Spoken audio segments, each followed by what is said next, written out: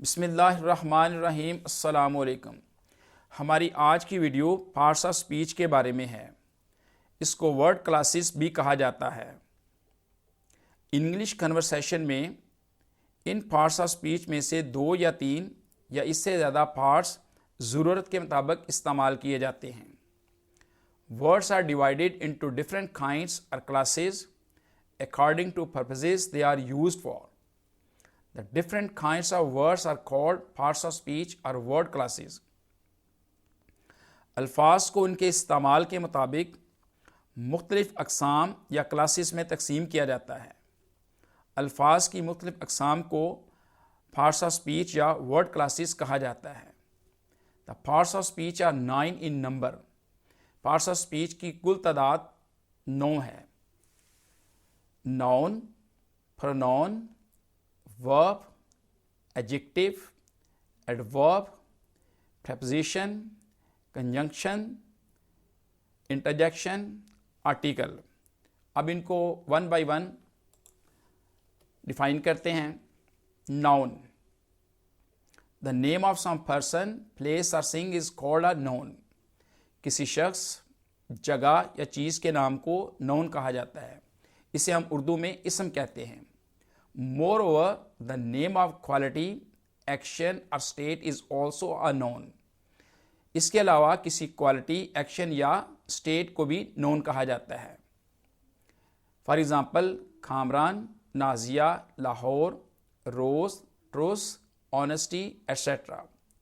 ये कामरान किसी शख्स का नाम है, वेरएस लाहौर जगह का नाम है, रोज और किसी चीज़ का नाम है, यानी गुलाब के फूल का नाम है।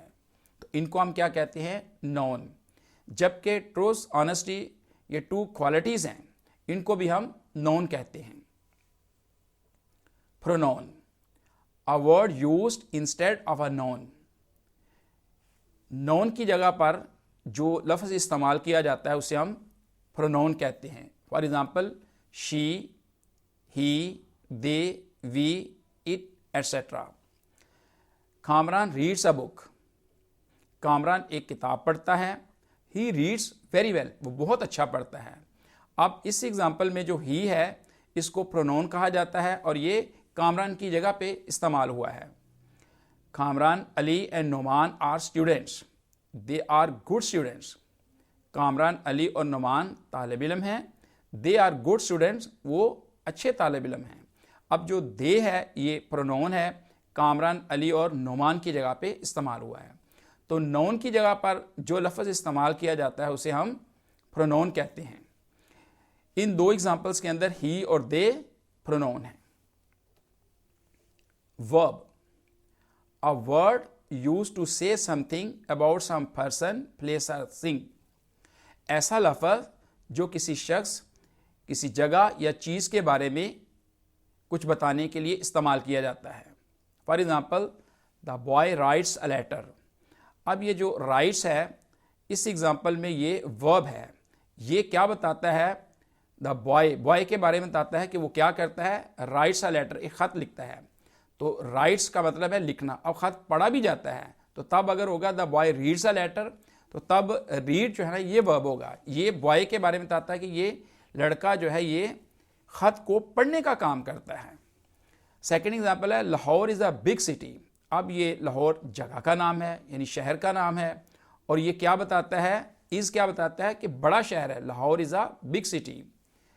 Gold and silver are precious metals. सोना और चांदी कीमती धातें हैं। अब आर गोल्ड एंड सिल्वर के बारे में बता रहा है, सोने और चांदी के बारे में कि ये कीमती धातें हैं। तो वर्ब किसे कहते हैं? जो किसी शख्स, जगह या चीज़ के बारे में कुछ बताने के लिए इस्तेमाल किया जाता है। ऐसा लफ्ज़ जो किसी शख्स, जगह या चीज़ के बारे में कुछ बताने के लिए इस्तेमाल किया जाता है। नेक्स्ट है एडजेक्टिव। इसको उर्दू में हम कहते हैं इसमें सिफ्त। A word used to add something to the meaning of a noun. ये नाउन के मीनिंग में कुछ इजाफा करने के लिए ये लफ्ज़ इस्तेमाल किया जाता है। Pretty, easy, blue, intelligent etcetera. It is a pretty doll. ये खूबसूरत गुड़िया है। अब ये प्रिटी जो है ये बता रहा है गुड़िया के बारे में कि गुड़िया तो है, क्या है साथ, प्रिटी, वो खूबसूरत है।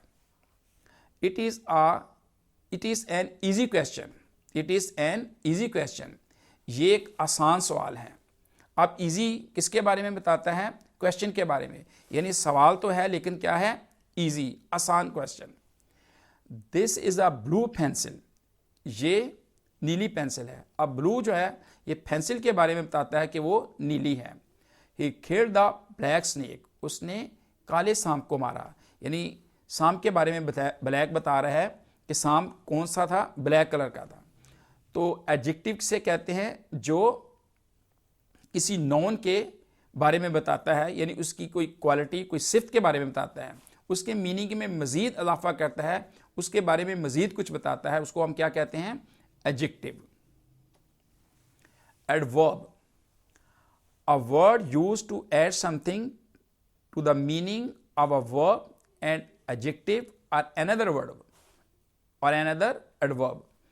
ऐसा लफ्ज़ जो किसी वर्ब, एडजेक्टिव या किसी दूसरे वर्ब के मीनिंग में मज़ीद इजाफा करने के लिए इस्तेमाल किया जाता है, उसे हम एडवर्ब कहते हैं। For example, he speaks loudly, वो ऊंची आवाज़ में बोलता है। अब ये स्पीक्स वर्ब है, उसकी मज़ीद वजाहत करता है कि बोलता है कैसे, लाउडली, ऊंची आवाज़ में। तो इस एग्जाम्पल के अंदर जो लाउडली है वो एडवर्ब कहलाता है। This flower is very beautiful, ये फूल बहुत खूबसूरत है। अब जो वेरी है, ब्यूटीफुल भी, ब्यूटीफुल इसमें क्या है, एडजेक्टिव, ये किसकी है, ये फ्लावर की, ये फूल खूबसूरत है। अब वेरी क्या बताता है, ये उसके मीनिंग में मज़ीद इजाफा करता है कि फूल खूबसूरत तो है लेकिन क्या है, वेरी ब्यूटीफुल, बहुत खूबसूरत। तो ये अब एडजेक्टिव के मीनिंग में मज़ीद इजाफा करता है, तो इसको हम एडवर्ब कहते हैं। ही फिनिश द वर्क क्विकली, उसने काम को बहुत जल्दी ख़त्म किया। अब क्विकली क्या है, एडवर्ब, ये इसने क्या किया, काम तो ख़त्म किया है लेकिन जल्दी। तो इन एग्जाम्पल्स में loudly, very, quickly are called adverbs. Preposition, a word used with a noun or a pronoun to show how the person or thing denoted by the noun or pronoun stands in relation to something else. For example, in, on, at, of, under, etc. Preposition किसी noun या pronoun का किसी चीज़ के साथ ताल्लुक़ को ज़ाहिर करती है कि किस तरह ये किसी शख्स या चीज़ का किसी नॉन या प्रोनाउन के साथ ताल्लुक़ है। For example, the book is on the table, किताब मेज़ पर है। अब बुक क्या है, ये नॉन है, टेबल भी नॉन है, और ये ऑन क्या है, ये बुक और टेबल का ताल्लुक़ बताती है, क्या, कि किताब मेज़ पर है। On the table, the book is on the table, किताब मेज़ पर है।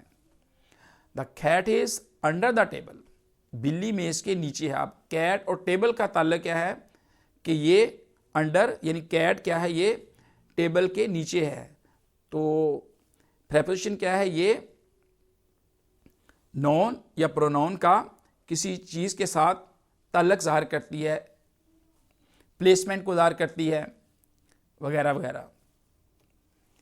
Conjunction, a word used to join words और सेंटेंसेस, ऐसा लफ्ज़ जो अल्फाज को या सेंटेंसेस को जोड़ने के लिए इस्तेमाल किया जाता है। And, that, when, but, etcetera. For example, Kamran and Numan went to college. अब कामरान और नुमान को इन्होंने क्या किया है, दो नामों को इकट्ठा किया है। इकट्ठा करने से मुराद है नहीं, एक ही सेंटेंस में दो नाम इस्तेमाल हुए हैं। अगर इनके दरमियान हम एंड का यूज़ ना करते तो लिखते इसी तरह कामरान, नुमान, तो फिर ये एक नाम बनना था।